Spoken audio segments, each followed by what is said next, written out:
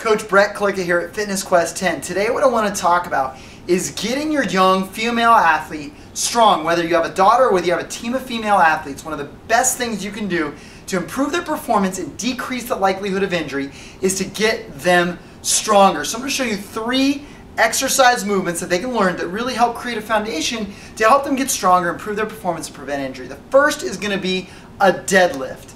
Now a deadlift, the benefits of a deadlift, most female athletes are quad dominant. These muscles right here, when they're quad dominant, they're going to have some problems decelerating. You're going to have muscle imbalances. It's going to contribute to knee pain and knee injuries. So we need to work the other side, and that's what a deadlift is going to do. So I want you to start. Go ahead and grab a dowel of some sort. You can get one off of a broom. I got one right here. I don't even know what this is off of. But we're going to start, and we're going to put that doweling to learn how to use the hips to hinge instead of the knees and back. So I want you to put the doweling right here. It's in contact with the butt bone, if you will. I'm going to put it right, my hand's going to be at my lumbar, right down here. Then the upper part of the stick's going to be in between my shoulder blades on my thoracic spine. And then I'm going to grab it behind the head. And now watch what I'm going to do here. I'm going to come over and everything stays lined up. Don't let that come off. I'm going to come over just like that, and I'm going to bend my legs just a bit, come down, and then come back up. So I'm going to have them practice that. Go down as deep as they can, keeping this on their spine. Then I'm going to lose this once they got that idea. I'm going to put, I have a kettlebell here because we have kettlebells, and I really like the grip on kettlebells when I'm teaching young athletes to deadlift. You don't have to use that. You can use a dumbbell. You can use anything that weighs anything. So what I'm going to come down is I'm going to keep that whole idea of the flat spine. I'm going to get my hips back. So I'm going to shift my hips back. Don't let the knees come forward. I'm going to shift my hips back, come down. Now I'm going to place the kettlebell pretty much right under my groin, not in front of me, but right back by my heels under my groin. So I'm going to come back, arms are straight, my shoulder blades are kind of right over my hands here. I'm going to grab, I'm going to lift, and as I stand up, I'm going to pull it right into my groin. So I'm going to come down again, reach back towards my heels, back stays flat, touch the ground, and I'm going to come back up, squeeze it right into the groin. So if we work on those, teach them that pattern. Start with just the doweling, hinging at the hip. Then we can move on to moving some weight. 3 or 4 sets, up to 20 reps, but all the reps have to be good. So if they can't do 20 good reps, then go down. Maybe they're not in good enough shape yet. Maybe they can only do 5. We want to get some volume of them actually doing it right. The knees don't go forward. A deadlift is not a squat. We don't want to contribute to that whole quad dominant thing. We want everything to go back, so keep practicing that. The second movement, this shouldn't be new to anybody, but a push-up. Now the push-up's going to be that whole anterior chain from your all the way down here, quads, all the way up through your whole trunk, your chest, your shoulders. It's a lot of stability, and push-up's a great exercise when it's done right. We're going to start the push-up. I don't really like knee push-ups. All knee push-ups do is take PE teachers that have a room full of 80 kids, and it says, okay, well, you guys that can't do them, kind of do something like a push-up. It's not really teaching. So unless you have back problems, we're going to do real push-ups. But here's how we're going to start. We're going to come down on the ground, and if I have a young athlete that can't do push-ups, we're just going to start, and I'll go up against the wall. I'm a big fan of the wall, because that way I can kind of wedge them in.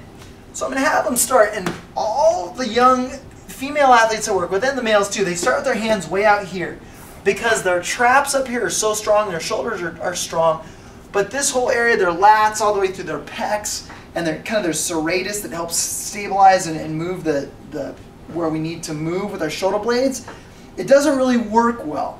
So what I do is we start with our hands out, we're wedged against the wall, and we'll kind of move our hands back until essentially my nose is in front of my fingers. We're going to hold that position there just like that. Now, if they're doing this, we're not going to move on to doing a push-up. First, we got to be able to stabilize our abs and be able to hold us in that position. Then I'm going to look, what's going on in my shoulder blades? Am I sagging here like this because I can't stabilize? So as soon as they can hold this well for 30 seconds, we're going to start doing progressions as to doing our actual push-up. So I might put a dumbbell, I might put a mat, something that they have to come down and touch their chest and come back up.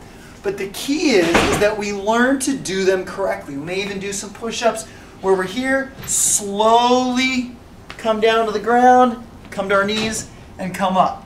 Come up slowly down to the ground, come back up. So what counts is that we do them correctly, not just that we do something called push-ups. We learned there's a reason behind exercises, and good coaches have reasons behind exercises.